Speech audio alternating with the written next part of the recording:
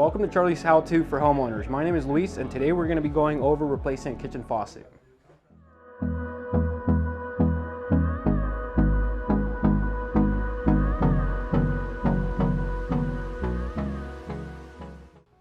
So today we are working on a Kohler Simplyce pull down sprayer with a single handle in a chrome finish. This is actually one of my favorite faucets here. This faucet can be installed with both the 3-hole applications as well as a single hole. Right now we are using a 3-hole application, and what we've done is we put the mounting plate that comes with the faucet itself. That's going to prevent any water from going down the additional holes, but like I said, it could also be installed with a single hole application. So for this installation, these are some of the tools you may need. This one's going to be an adjustable crescent wrench, just going to allow you to get some of the connections on the hoses taken care of. You want a smooth jaw adjustable crescent wrench. This is for applications on some of the finish work on the supply lines. And then your number 2 Phillips head screwdriver. This one here is a ratcheting screwdriver, just allows me to get up there a little quicker. And in some situations you may require what's called a basin wrench. This is going to be an adjustable wrench that's going to allow you to get to some of the harder to reach areas. Sometimes the countertops have additional wood backing, as well as some of the sinks that you may encounter, you might have at your house, might be deeper than what we have here. So those tools are going to allow us to get to that mounting, what we call the mounting nut, a lot easier and a lot more efficiently. So now we're going to go into actually removing the kitchen faucet itself. For this faucet, we are going to be looking at 3 different connections. That's going to be your hot, your cold, and the connection to your actual sprayer head. Now let's go down here and take a look at it. So typically when we come down here, we are going to notice that the faucets are going to be on the on position. These are your emergency shut-off valves, and these do need to be shut off before commencing any work or any repairs on your fixture. So what we're going to do with these Wolverine brass quarter-turn emergency shut-off valves, we're going to turn them to the right, and that's going to be on our off position. You can notice the difference between the on and the off position here.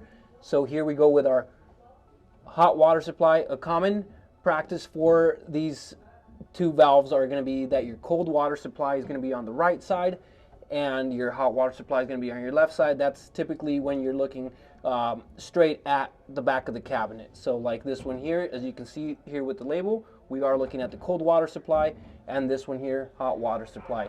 Both of these are now shut off and ready for you to start working on them. The first thing we're going to do with both of the hot and cold water supplies is going to be to remove these connections. Now, a good practice to have at your home, since we are at our training facility, is to have a little container to catch some of the water that may be in the supply line itself. I would say about a 2-quart container should be just fine. What I like to do as well is put little cloths under here just to kind of mitigate any water that would go onto your cabinet itself. So we are ready to turn this off and remove these. So I'm going to start off with my right side, which is going to be my cold water supply line. We are going to grab our adjustable wrench, and just basically goes on our smooth surface here, and it's always going to be to your left to loosen. So here we are loosening that connection there. Like I said, you're going to want to have a container down here. Now that it's loose with the tool, the hand tight and hand strength should be just enough. Here we are loosening that connection.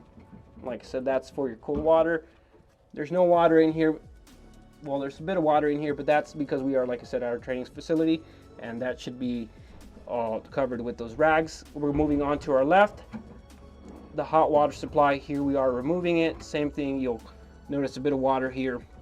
These 2 connections are now off, and we're going to be moving to our 3rd connection. Our 3rd connection is going to be this line here, and what this is for is actually for our pull-out sprayer. There is going to be 2 main connections on this line itself. One of them is going to be up here. This has a small white clip that it's going to be, like I said, it's going to be a pinch. Hand tight should be just enough. We're going to pinch this and remove this out of the way. You notice how the clip spread out and the gasket's still in shape. You always want to make sure that all the gaskets, especially when installing, are free of burrs, nicks, or rips. So that's been removed. The second part of this is going to be a threaded connection, and that's going to be between this plastic and this brass. All we're going to do is turn it to the left, thus removing it, and you'll be able to see it unscrewing. Now once this is off here, like I said, we'll double check that all the connections are good, primarily for the installation portion of it. We are going to remove this right here. This is what's called counterweight, and I'll go over the counterweight as well when we are installing it. But basically, it's going to allow that pull down sprayer to come back down and rest at a good spot. So we are going to remove that counterweight. And as we can see, all three of our main connections that we talked about are free and ready to get pulled out. So the next step is going to be to remove the mounting hardware. This is what's holding your actual faucet to the sink itself. And for that is when we're going to need our Phillips number 2 screwdriver. We're going to be going down here and removing that now. As it is installed at the moment, this mounting hardware has 2 Phillips head number 2 screws that are going to remove. And like I said, we're going to the left to loosen them. You don't want to necessarily take it off completely and have it fall on your face. So you want to remove it, and I would say about 3 threads off should be just fine. Now we're looking at the left and the right. Once those 2 are free, you should be able to move the actual mounting nut, and you can see that starts to spin off to the left. Same thing. It's a common practice in plumbing that it's left to loosen, right to tighten. Now, it's not always going to be the case, but like I said, it's pretty standard practice. And as you can see, I'm unscrewing that now, and all it is going to be swiveling that to the left. Now, we are at a training facility, so the calcium and sediment that has built up here is minimum to none. You might have to work with your basin wrench like we spoke about earlier. If not, maybe put a little bit more elbow grease into this right here. However, this is one here we're dealing with is just 2 screws in the mounting nut itself. And once this is off, we should be able to pull out the faucet from the sink itself. Now I'm doing it very slowly just so that we don't have this falling right on me. And now we're ready to pull the faucet out. So now that the mounting hardware is off, you can tell that the faucet itself is loose. And the next step is going to be to pull the fixture out of its place here. The only thing we want to look forward to is not ripping any of the braided lines. As you can see, we got all these out in one piece. There's no nicks or burrs on the lines itself. Like I was discussing earlier, there will be option for you to go with a single hole installation as well as a 3-hole. This faucet sink itself has 3 holes, so we use this plate to cover 2 out of the 3 holes. However, this faucet has the option to be installed in a single hole application, whether it's the left, middle, or the right. So now that we've seen how to remove the faucet, we are going to be going over how to reinstall the fixture itself. And this is basically a reversal procedure of what we've done, and that's going to involve putting the braided lines back in there, confirming that we're not nicking or creating a burr on any of the lines. So it is going to sit like so, and handle on this certain faucet, Colderson Police, is going to be on the right side, and we'll set it like this for now. What we're going to be doing now is reattaching the mounting hardware at the bottom of the sink. Going back down here, like I said, we're going in reverse order. So what we're going to start off with now is going to be remounting the faucet itself. This plate is going to go on first, and that's going to be the one that's going to be making contact to the sink itself.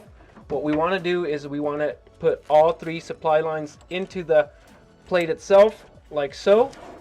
And same thing with the actual mounting nut. So all 3 lines are in there now.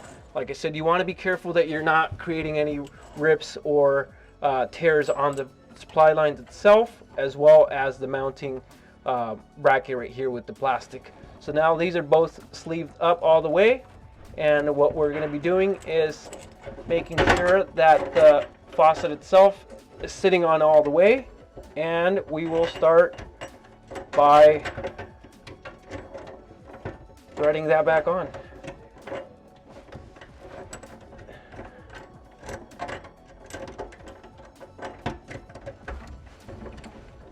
And I'll just get right back in here.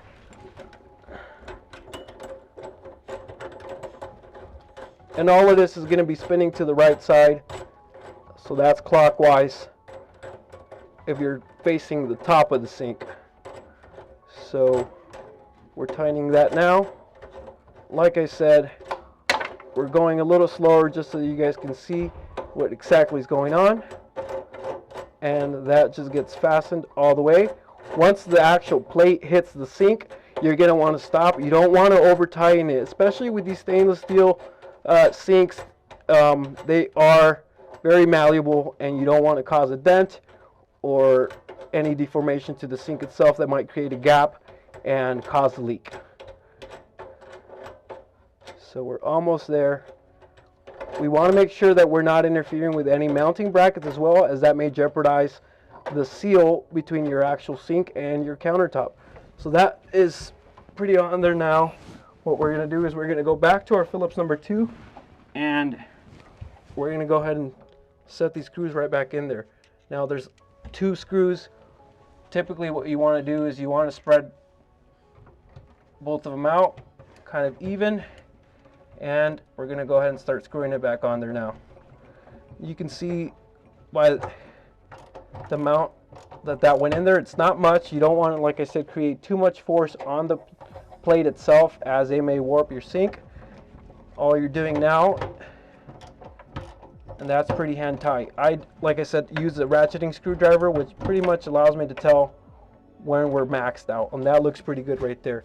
What we're gonna do now down here is gonna be reconnect our sprayer hose, and that's gonna be a 2-step thing. We want to put this counterweight back on there. Now, like I said, we'll go over the counterweight and what it does up from above, but what it's gonna be doing is gonna allow this hose that retracts and pulls out, it's gonna allow it to sit at a stagnant point so that it's not ever hanging loose on your kitchen sink.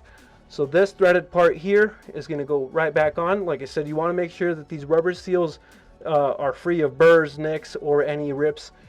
Same thing with the threads. We want to make sure that there is no cross threading, especially because we're dealing with multiple materials like this brass and this plastic. So we're going to go ahead and insert that.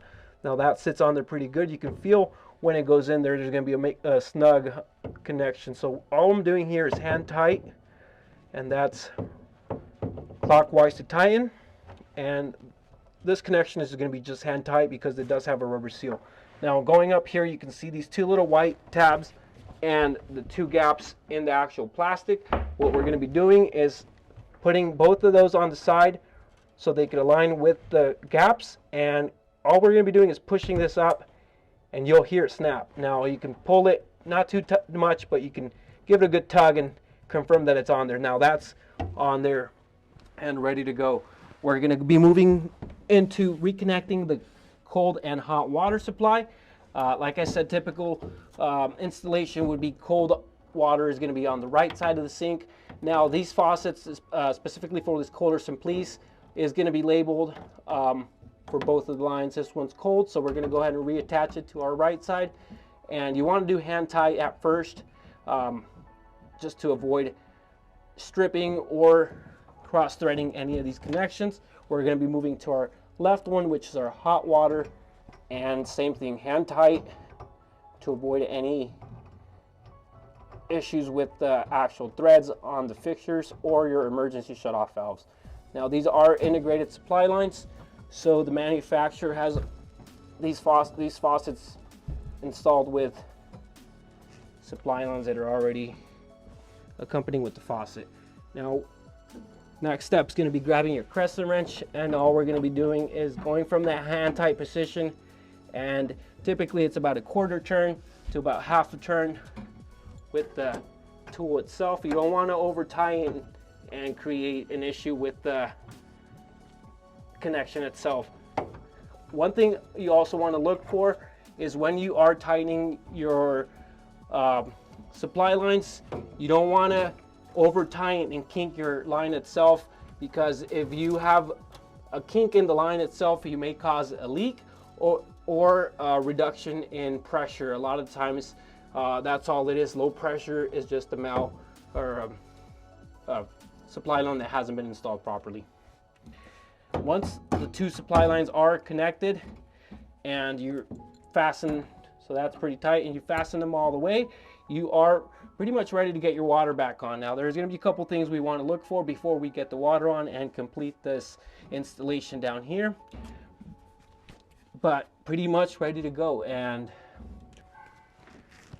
so now that we have that mounting hardware installed and the connections down there fastened, we just want to make sure that the faucet itself is sitting flush, level, and that it's not going to be moving out of its spot. And then we can go ahead and turn the water back on. So like we said earlier, this is going to be the final step, is going to be turning your water back on. And what we're going to be doing is counterclockwise. So we're going from the right position here to this position now. And same thing for the hot water supply. At this point, you have installed your kitchen faucet. So now we are going to touch on the counterweight that we talked about when I was down there. Now what that counterweight is going to do is going to allow this sprayer head to pull down and then retract without having to kind of stay in a position where it's just hanging. Now you can kind of let go of it and it'll click right back onto its original setting. And that's what the counterweight is going to be for. Thanks for watching Charlie's How To for Homeowners. If you have any questions or comments, feel free to put them down at the bottom of the video. And it's been a pleasure to help you guys install your kitchen faucet.